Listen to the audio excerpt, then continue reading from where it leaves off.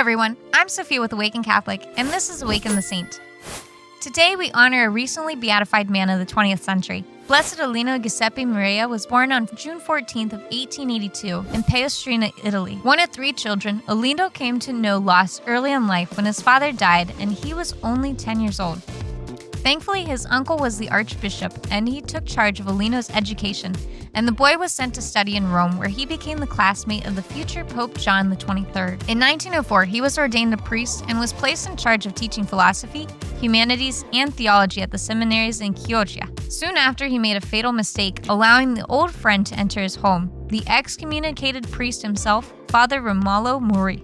The excommunicated Mori had been accused of modernism, a movement which sought to interpret Catholic teachings through a modern lens. It called for freedom of conscience and opposed the centralization of the church authority in the Pope. Allowing Mori into his home created suspicion about Olinto's own beliefs and how he was ministering to those under his care. Because of this, his priestly faculties were suspended and he was forced to live as a layman for the next 16 years. Olinto humbly accepted his punishment and lived as a teacher, soldier, and student. The Bishop of Bologna later also allowed him to return to a life of ministry in 1925, which he gladly accepted.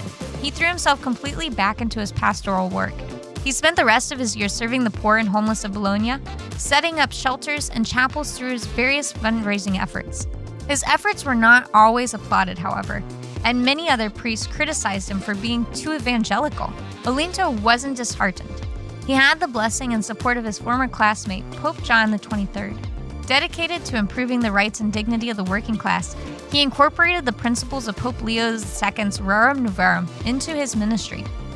This stood to protect the rights of laborers, their dignity, well-being, and private property, while opposing Nazi Germany and the rise of socialism. His work supported the poor and oppressed, and he founded several social institutions that still exist to this day. Olinto Marella died in September of 1969 at the age of 87, and hundreds attended his funeral, a true testament to the effectiveness of his evangelical approach to ministry. He was beatified in 2020 after the approval of a miraculous healing attributed to his intercession. Blessed Olinto Marella's life was not a clear linear path of perfect decisions, but he was a man of sincere devotion to Christ and a true desire of growing in virtue. After being stripped of his title as a priest, it would have been easy for him to fade into the life of a layman and even abandon his quest for holiness altogether.